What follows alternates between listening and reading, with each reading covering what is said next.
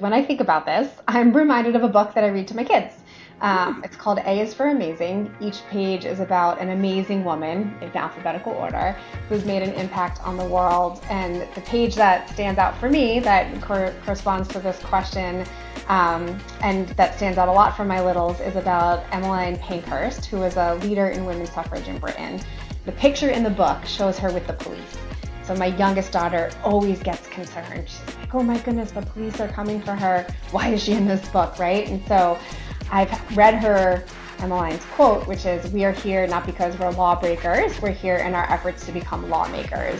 And then explain to her that sometimes we need to be brave and use our voices if we think something is wrong or something needs to change. And so that's my advice to you. Be brave, put fresh ideas into the room. Change doesn't happen on its own.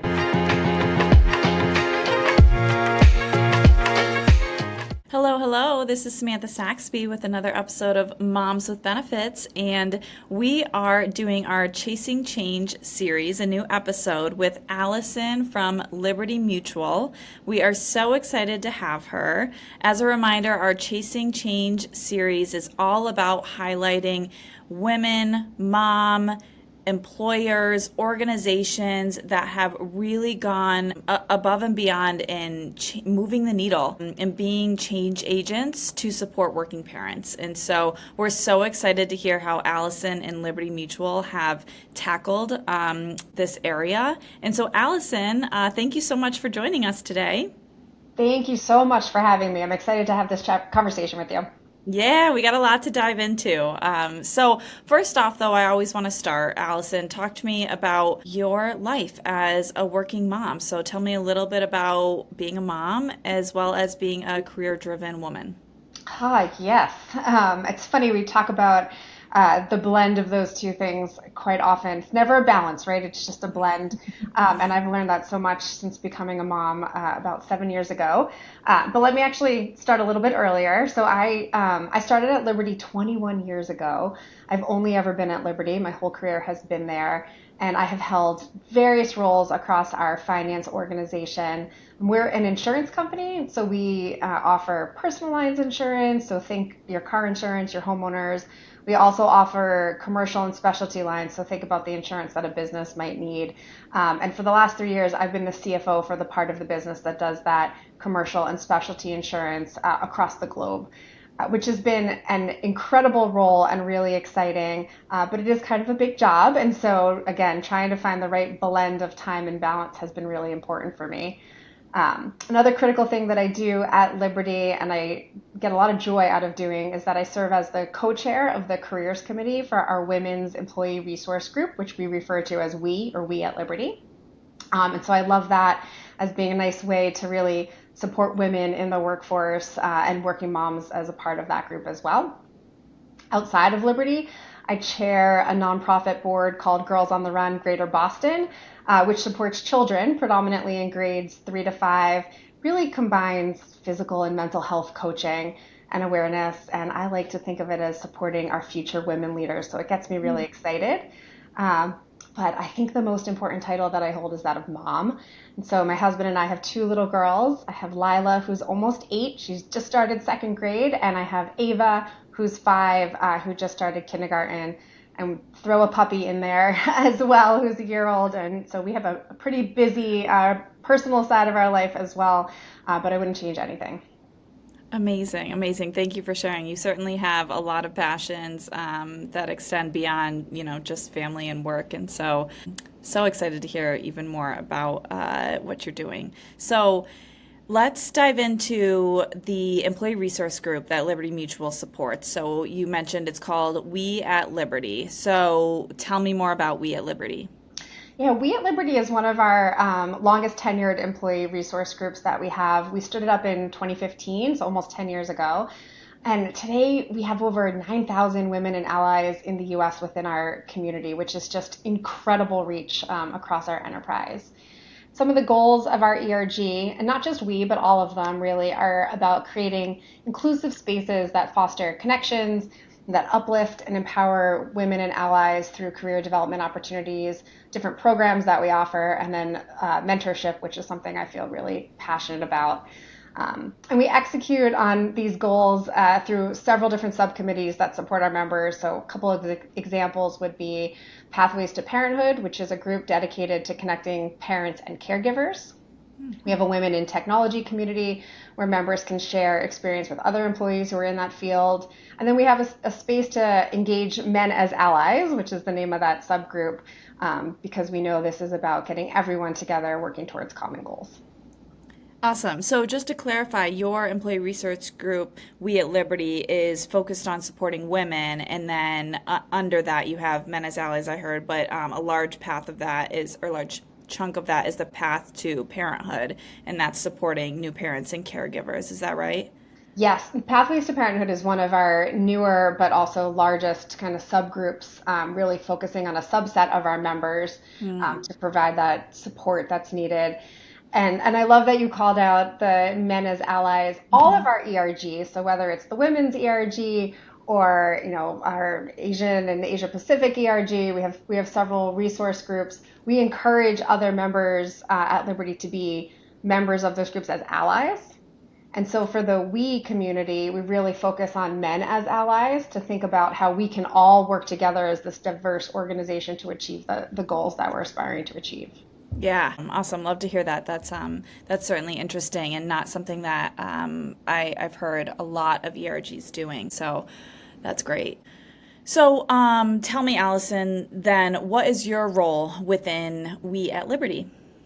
Yeah, so I serve as co-chair for the Careers Committee, and I joined around 2016. You know how you have moments in your life that you can just remember vividly? This is one of them for me. I can distinctly remember where exactly I was sitting when I got the phone call to join the We ERG in this Careers Committee capacity. And I think part of the reason that I remember it so vividly is because I took a beat to think about what that might mean for me. I really, admittedly, hadn't thought a lot about needing a support network through an employee resource group as a woman. I've learned two things since that moment. One is that my experiences as a woman are just not the same as what others might have experienced. And the second is that I was just wrong. That network of support is really critical. It's critical to me today, and it's become even more critical to me since I've become a mom. And so I'm so excited that I was asked to join. Being a part of We has been one of the most fulfilling aspects of my job. If I double click a little bit on what being co-chair means, so I've had the opportunity to implement our mentorship program, which I mentioned earlier. I've been involved in that basically since it launched in 2015 and then as a co-chair of careers since 2016. And I've gotten to see it grow to support over 2,200 members nationwide. I have always been committed to empowering and expanding opportunities for women. So whether that's personally or professionally, I think you probably got that from my kind of bio and intro. But this really felt like a great opportunity to make a really meaningful impact on the development of those who are working at Liberty. And as I said, the group's even more important to me now that I'm a mom. I feel like having a network of people who really understand the challenges of being a working parent has helped me navigate things in both my personal and professional life. And I'm happy that I can use my role in We to be a voice in support of and a role model for other women leaders and working moms. So it's been really great. Yeah, it sounds like you're certainly the woman for the job. So, can you tell me how the We at Liberty group supports the members of We at Liberty? So you mentioned a mentorship program, but talk to me about like kind of big picture, how you support your members, and then some initiatives that I'm sure you have. Absolutely. So if you'll humor me, let me pull up for just a moment. Maybe I could just comment on ERGs more broadly at Liberty. We have 7 ERGs. I've referenced them a few times. We have more than 16,000 members where our communities can serve as a safe space for employees to share stories, find shared experiences, support others that are around them. It's really about fostering inclusion and belonging. And I mentioned also, we encourage employees to join ERGs as allies as well. So really trying to get that broad reach of membership. So all of that is true for We at Liberty. We've done a lot of really great work through our ERG. everything from the very distinct programming that we has to offer to influencing policy across the company in support of our members. So let me make that piece real for you briefly. An early but very substantial win for we was actually a change to our parental leave. And I benefited firsthand from that change, which is why it resonates with me so much. I had my first daughter when Liberty's maternity leave was actually shorter than what we have today. And while I was so happy to have that time at home with Lila, my firstborn, um, being first time mom comes with challenges, and she was a bit of a tougher newborn. And I admittedly felt a bit overwhelmed at times. I just felt like I could have used help, particularly as I was still healing. And when it was time to go back, I felt so like not ready and afraid to leave my daughter. She just seemed so small, right, when it was time to come back to the office. Fast forward to Ava, my second daughter. She came after the change to our leave policies, allowed me to be home for 16 weeks.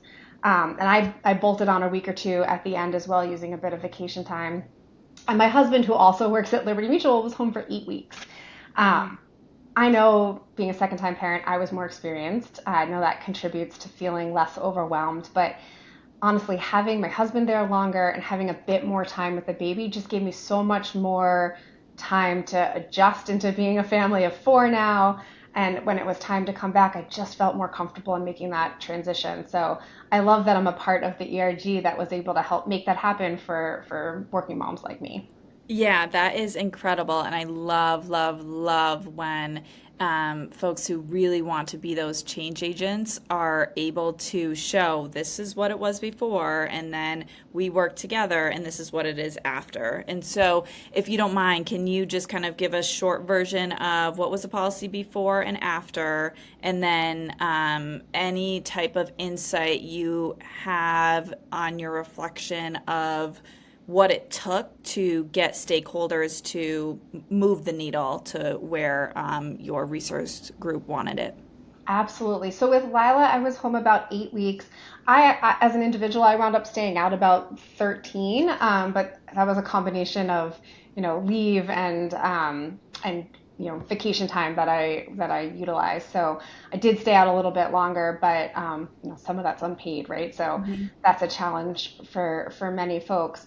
And now 16 weeks paid leave with like my husband being able to also stay home for 8. His changed significantly. I think his was 2 with my first daughter, and increasing that to 8. That actually almost made more of a difference, quite honestly, than my own leave.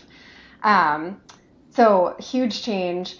A lot of how those changes come around. So we used 2 ears first, right? We have 2 ears, one mouth. So we used our ears first in that ratio and listened to what our members were saying and what our members needed. We have a lot of women who are a part of this resource group who have firsthand experience like me, but we also needed to hear from our broader member base, what would be of most importance to them. And this just parental leave just kept bubbling to the top. And then it took a lot of research and a lot of analysis to support the business case to bring that to our senior most leaders at Liberty, recommending and proposing that we create some change around parental leave. And so a small group of team members from we brought that to our head of talent or human resources. We brought it to the broader leadership team. We tried to understand the cost. We understood the benefit. And once we were able to kind of put all of that data in front of our leaders, I feel like it was, I'll say easy. It wasn't easy, but it was easy enough to understand that it was time for Liberty to change. Hmm. Yeah. Oftentimes when you're preparing the business case, it is a cost benefit analysis. What would you say the ROI has been? Like, what are your words of the ROI of the policy change? You're speaking my language. I'm a CFO, and so I think about ROI a lot, right? I mean, it's been incredible. I think the fact that Liberty has demonstrated such a willingness to hear what its employees' needs, and to respond, right, and support employees, whether it's through this kind of parental leave or in other ways. I think about coming off recently of COVID, right? We were there for our employees in many different ways through that as well. The return is hard to measure because you see we don't have people leaving Liberty as much. We have less turnover, quite honestly. We have engaged employees who are happy to be here. They feel supported. They have a really strong network. I mean, having a engaged workforce that is not turning over, is not voluntarily leaving, it's hard to put numbers to that, right? Because the cost of having to train and retrain and Mhm. you lose a little bit in terms of culture, right? When you have large transitions of your workforce. I just think it's been incredible. We look at it as a competitive advantage as well. I think we attract great talent into our organization because of some of these benefits, and we retain great talent in our organization for the same reason. And that's a huge advantage we have on others in the industry. Hmm. Yeah, I believe you wholeheartedly. I also think what a beautiful story it is that you had a group of employees that listened, that saw a need for a change, that prepared the business case, and that business leaders listened and then enacted that change. Like that is powerful, right? Organizations, I think, serve their employees, right? That's who's, Absolutely.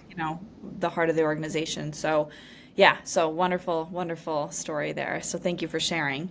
Of course. So let's move on to, like, you mentioned the mentorship program that you had. Are there other things that you mentioned before we dove into the policy change? Yeah, the policy change is a big highlight for us, but we have so many other examples of enhanced benefits that we offer. I mentioned our parenting group, Pathways to Parenthood, that's engaging conversations about benefits that are most meaningful to parents and caregivers. And so, another example of hearing our members, Liberty Now offers a new fertility education tool that's free for employees. In 2023, we also updated bereavement leave policy to provide up to 5 days of paid time off for employees and partners who have experienced pregnancy loss. Mm. So I went through that. Anyone that's gone through that knows that those are a hard couple of days to get there. It takes longer than a couple of days, but having the company recognize that, I think, speaks a lot to the support for members. Um, and then we offer maybe two others that I would call out. One is FlexPath.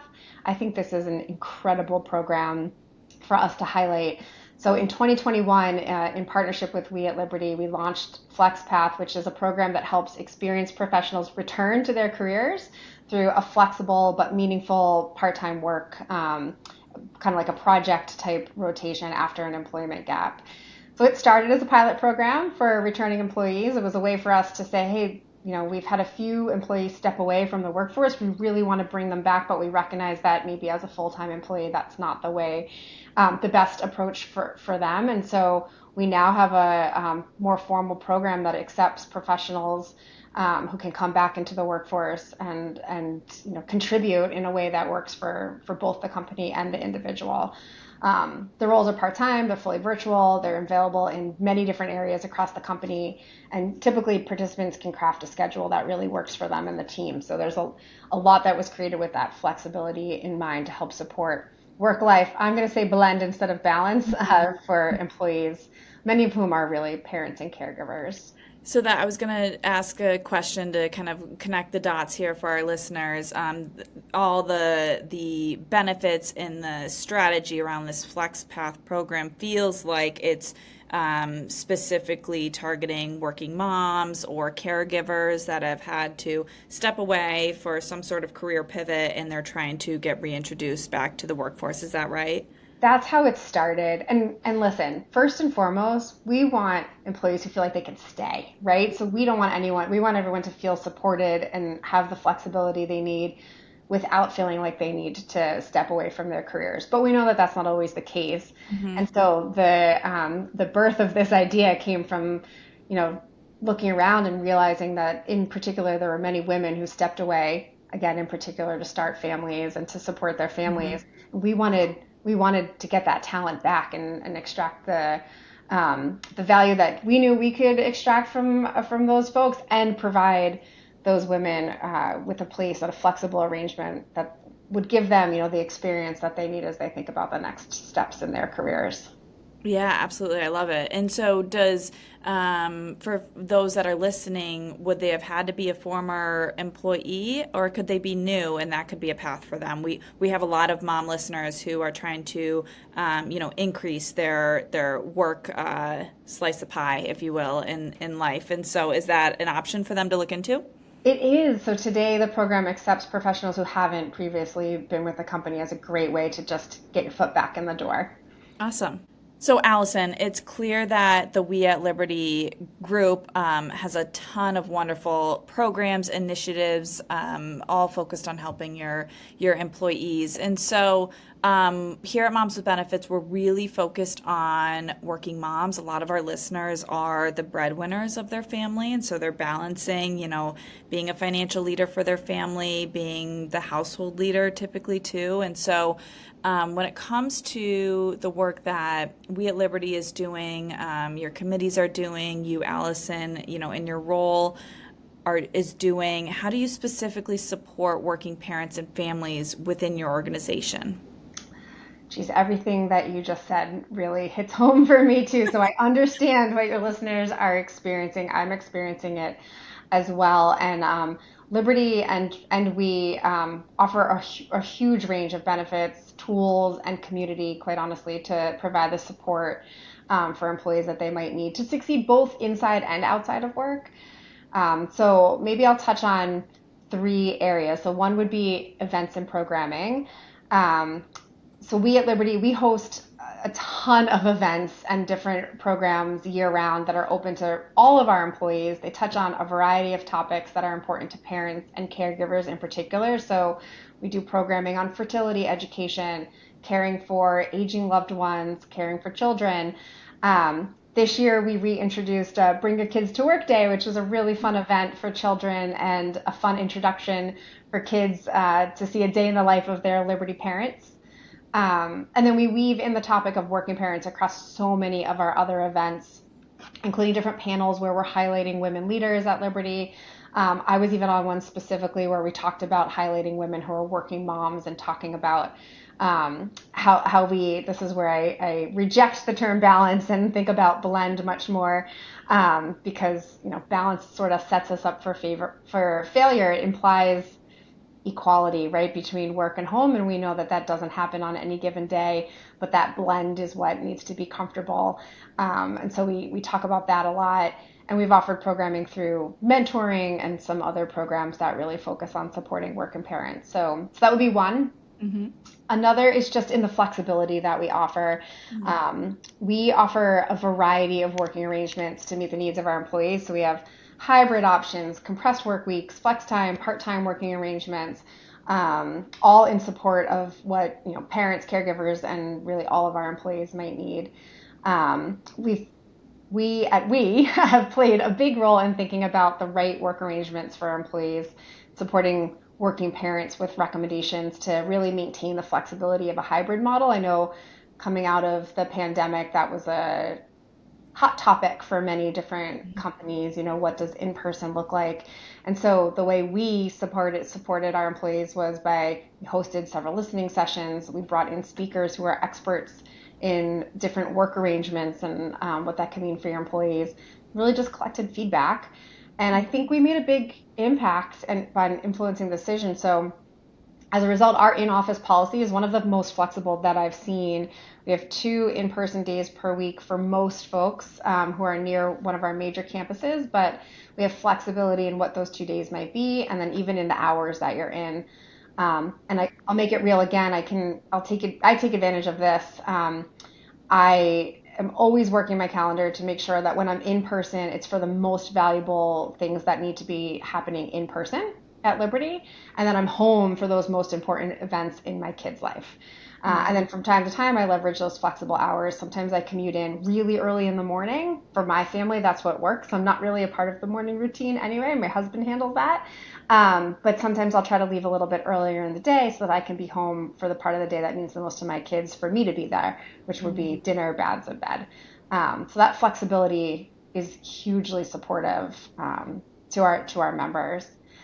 And then the last piece of this would be around benefits. So we offer a number of resources to support parents and caregivers. We have free membership to a caregiving service, as well as 10 subsidized backup care days to help employees find care providers for their kids, for elderly parents, relatives, even pets. Our family used one of the large caregiving services to help us find our nanny. And honestly, we would be absolutely lost without her. She is a core part of our village. And so even just having access to these services helps parents just a little with all that they have to worry about, and it makes a huge difference. And then finally, we offer free virtual visits with mental health counselors through our employee assistance program. And employees have access to free one-on-one coaching and financial goal setting programs to help folks get comfortable with financial decisions for themselves and their families. Wow. That's amazing. I love when I hear that there's a connection between culture and systems or like benefits or kind of the tangible pieces that where it fits, like, right, like if we want change, it's both culture and it's both systems, and so they need to work together to evolve. And it sounds like these are kind of the tangibles that Mhm. reflect the culture that Liberty has. It's wonderful.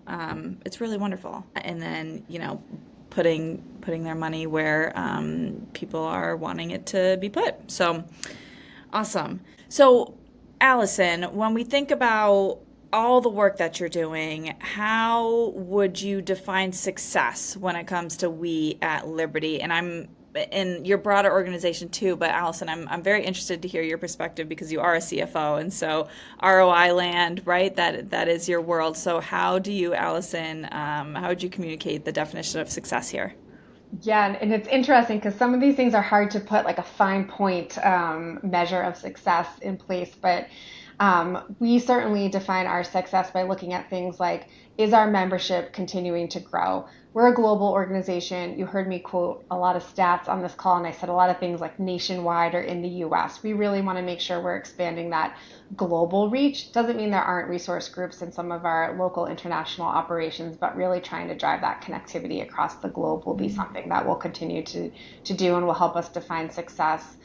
Um, we are constantly surveying our members to make sure we're gathering feedback about what is most meaningful to them, making sure that we have programming or forums to address topics that are top of mind for our members. And then whenever we have one of those kind of events, we always ask for feedback after the event. So we're looking for, you know, low 90s, high 90s satisfaction rates, right? So we want to make sure if we're hosting events and people are, giving the time to be a part of them and to be in the audience listening, that they're very meaningful. We are always in the mode of continuous improvement, particularly with our mentoring programs. It's a pretty mature and tenured program, but again, we want to make sure that anyone who wants to be a part of this community has the opportunities. So we look at ways to, again, expand access to the mentoring program and making sure that throughout the year of the program that we're hitting the topics that are most meaningful for our employees. And then we look at coming out of those programs, how many facilitators do we have who want to come back? How many mentors are recommending other participants? How many mentors are seeing progress in their careers? And sometimes we'll do kind of one-off interviews to see if they thought our mentoring program had any impact on that career advancement. And we do see that connectivity, which is always helpful for us and exciting for us to see. And then finally, we always pressure test our policies at Liberty with our members to find opportunities for us to support our employees even more. And, those needs change pretty frequently. So we're never in that set it and forget it mode. Hmm. Talk to me. You used a phrase, pressure test. Expand on that. What do you mean by that? Yeah, so I'll give you, maybe I'll just pull on the flexibility and the post-pandemic thread that I've been putting out there a few times. I mean, I've been at Liberty 21 years. So for the first, most of that tenure pre-COVID, I was in office 5 days a week. That's just what I knew. So when I had my first daughter, I was in office, 5 days a week with the commute, probably 10 plus hours away from home. Pandemic taught us something that we didn't know, which was, hey, we can do this virtually. Mhm. But then the pandemic was over. There was this, come back to work movement. And we realized that our original policy of being in office, 4 to 5 days a week might not be the right policy anymore. And so we started talking to our members, hey, what's bubbling for you? And a lot of it was about return to office and the commute. And I know my kids got used to me being home. So even though I had been gone before and they knew that, things had changed for them, right? And they had changed for me. I knew that there were things that I had missed before that I didn't have to miss anymore and I didn't want to miss anymore. So that's that, things change over time. So your policies don't always carry forward. So that's a good example of a place where as the ERG, we started to listen to our members and realize, hey, our in-office policy is something that really needs to be reviewed, revised, and we can come back with something better and enhanced based on what we know today. I think I mentioned earlier around pregnancy loss was another policy that was a recent change that we made. That's another pressure test. Hey, our members are feeling like they're not supported during that time. And one of the concerns is just needing a little bit of time away from the office with loved ones, right, to work through the grief that is pregnancy loss. And so that's another pressure testing that we did. Hey, would that be really helpful? Is that something that you would benefit from? Is it something the company would ultimately benefit from by showing up for employees? And we realized that was the right step forward. Yeah, wonderful, wonderful examples. Thank you for bringing those up again. All right. So you have gone through a ton of wonderful examples, and it's truly quite inspirational the work that we at Liberty has done for the women, for the caregivers, for the parents, for the men as allies. I mean, all the folks that are represented by the We at Liberty group. And so, we have a lot of folks listening that are looking to make some sort of change at their organization. And so every organization, every employee is at a different level of this change, right? And all kind of means something different depending on the organization goals, the employee goals, right? And so there's no kind of silver bullet here, but I would love your insight on any recommendations that you might have for those that might be listening on how to become the change agents for their organizations. I absolutely love this question. And actually, when I think about this, I'm reminded of a book that I read to my kids. It's called A is for Amazing. Each page is about an amazing woman in alphabetical order who's made an impact on the world. And the page that stands out for me that corresponds to this question and that stands out a lot for my littles is about Emmeline Pankhurst, who was a leader in women's suffrage in Britain. The picture in the book shows her with the police. So my youngest daughter always gets concerned. She's like, oh my goodness, the police are coming for her. Why is she in this book, right? And so I've read her Emmeline's quote, which is, we are here not because we're lawbreakers, we're here in our efforts to become lawmakers. And then explain to her that sometimes we need to be brave and use our voices if we think something is wrong or something needs to change. And so that's my advice to you. Be brave, put fresh ideas into the room. Change doesn't happen on its own. It's usually on the back of someone or a group of someone's who are willing to be courageous. And actually, it's a good lead into the other part of the recommendation, which is when it's a group of someone's, it's a little bit easier. So find a partner or a couple of partners, because being that lone voice can be hard, but the more voices that come together, the louder it gets, right? And having friends and allies can really help accelerate change. It lightens the burden, winds up being even more powerful. The whole is greater than the sum of the parts. So my advice, find your voice, find your allies, and go influence some change. Wonderful, wonderful, amazing advice. Thank you so much, Allison, for joining us. Thank you for having me.